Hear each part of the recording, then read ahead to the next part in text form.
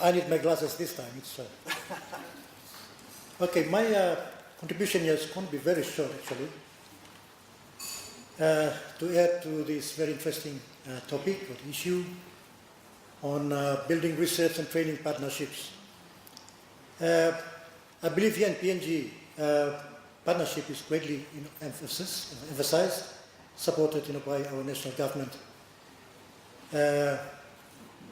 For PNG IPA, we value this. It is one of the key strategic objectives in our 2010-2014 corporate plan of partnership, building partnerships. Our action is aligned well with government's 2050 vision under Pillar 1 and Pillar 3 on capacity building and institutional strengthening. Training institutions, we believe that should not or cannot operate in isolation or in a vacuum. They are part and parcel of the entire systems and networks. We view partnership as very important to our role here as a training provider. We design, we develop, and we deliver relevant training programs that meets client expectation. And to achieve this end requires a closer working relationship with the respective clients concerned. Thus, from our perspective, that we see training, it must be seen from the client perspective. That is the client demands. If the agency wants this particular training, our job is to assist them to deliver that particular training. We do not dictate. And I must say this, that in the past we used to do this. We call this supply driven, in which we advertise courses and we expect clients to apply for these programs that we conduct here. We have many programs that have been delivered here in this institution over the years.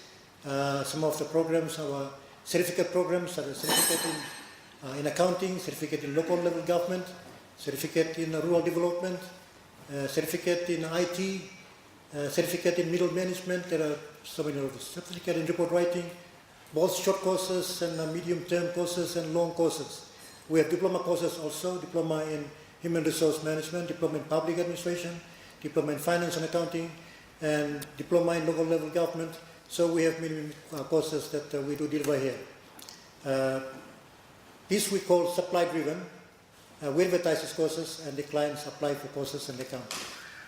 However, we are now changing this. We are shifting our focus and we try to go by client driven, meaning that client demands. You want this program, you want this course, you tell us where you want it, how you want it, and we will come and deliver for you at your doorstep. So that's the way we've been trying to do this at this point in time. However, there is changes in the air. We may probably run both. In fact, I might well come to this now. Here we are developing competency-based training and assessment.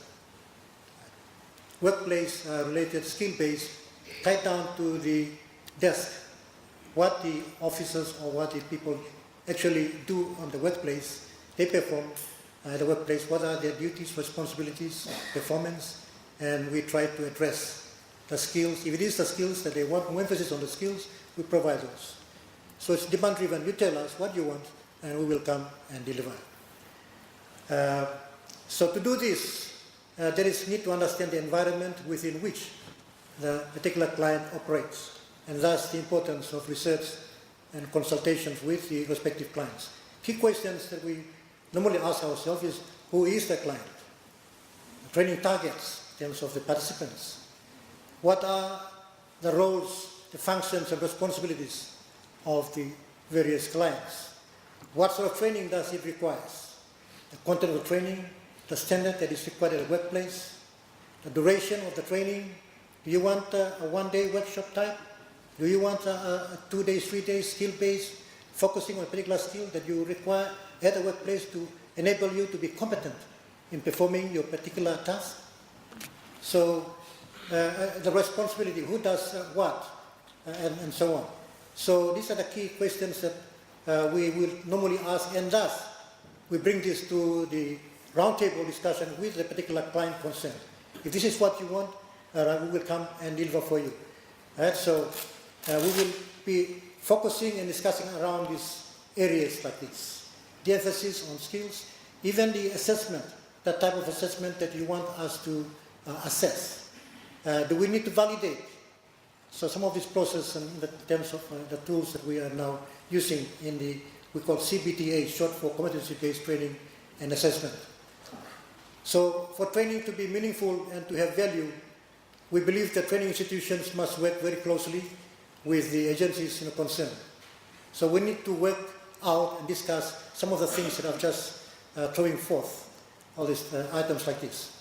Better still, perhaps we need to sit together and come to some kind of an agreement, some kind of an understanding between the training institution and the respective clients to discuss around these areas that I've just mentioned. For PNJPA, we at the moment we have an agreement, an understanding, partnership with the Bana district of South Bougainville. So we have been delivering training programs for the Bana district, and in fact, when we did that, it went on air straight away in the Radio Bougainville, and in the evening we received a lot of phone calls through the mobiles, of course, asking for similar arrangements, for their districts and for the LLGs. So this is taking momentum right now in Bougainville. We've received calls, and we are now in close relation with the ABG, LLG. We have also done the technical aspects in terms of the discussions and coming up with some kind of an understanding on the type of training that is required with the Oro provincial government. We have something also in the pipeline already delivered to Finance Department, which was requested by the Minister for Finance. So we are moving into this. In fact, we do appreciate this working closely with the respective organizations, and I think the trend is picking up, and we're moving from now onwards into the districts, into the LLGs, to look at similar arrangements that are now, we are now embarking on with examples to Bana district and the ABG and local level government. Looking forward for rebuilding the partnership with, rebuilding, let's say, with the Department of Provincial and Local Government Affairs. We've had a good background with working relationship, but there is one particular program which I want to mention here, and this is tied with the CLGF, Local Elected Leadership Series, the training tool. We were tasked to develop the manual, in which we produced the manual, the draft manual, and was delivered to the former director for monitoring, I think Simon Purai, who took it over to Fiji and presented it there, and we are waiting for the green light. So maybe, in fact, due to my association with this particular program, the LEL program, I see this as one of the very important and valuable tools for the local leaders, for the presidents and the LLGs, the councillors. We showcase, and in fact we pilot this already in PNG. We ran one of these for the National Capital District. We ran another one for the lay urban local level government. We also delivered for the Oro provincial government, and the response that we received from the presidents of the local level governments and the councillors, they said this is the kind of training that they want. Except that we delivered the training, or we conducted the training, it was before the national elections. And they said, why don't you wait a little bit, and after the national elections, then deliver this training, then so that we will come and attend this and know what our roles and responsibilities are. And so we find this to be a very valuable tool, and I would encourage if we can have the dialogue together again with the Department of Provincial and Local Government to review this particular program, and if all goes well, we should deliver this for our elected leaders in the councils. With this, I just want to conclude with what I believe are some of the requirements to improve the capacity of our local governments, not only with PNG-IPA, what we're doing here, but I think this is general. One is to do regular institutional audit of the capacity of training institutions. Whether we have the buildings, whether we have the infrastructure, whether we have the management know-how in managing and administering training, whether we have the right facilities. In PNG at the moment, through the National Training Council, we have a screening and accreditation committee, and there is the monitoring and evaluation division that does the audit for the training providers. And these training institutions, or the RTOs, the registered training organizations, have to be registered with the NTC. And we conduct the audits to find out whether they have the capacity in terms of the qualified trainers to deliver training, whether they have the institutions or the classrooms or the office operating, whether they have the financial capacity to manage the programs, whether they have other facilities that are necessary for supporting training. So this NTC needs to be assured before we can register these training providers to be registered training institutions in the country. So I think this is one of the good things that needs to be done, to keep regular checks on the training institutions or training providers so that they have the capacity to continue to perform, continue to deliver. The other is to review the existing courses. And for PNG-IPA, we are doing this at the moment. We are going back, looking at the legacy training courses or programs that we had in the past, and to see how we can align this to CBTA, Competency-Based Training and Assessment. And I think partnership is the way to go in this. Finally, there is one thing that I've observed over the years here in PNG. Excuse me.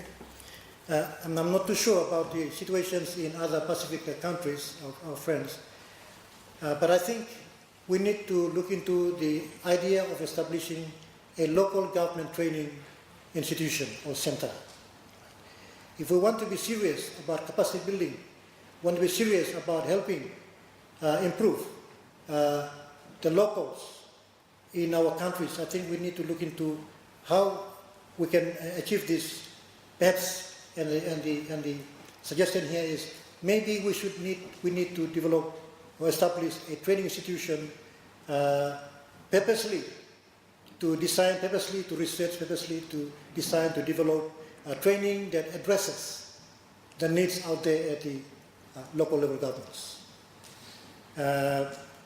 Otherwise, we might utilize existing institutions, and PNG-IPA would be one of such institutions whereby it can probably house a division, perhaps, responsible entirely to look into local government's capacity building training programs. Thank you very much.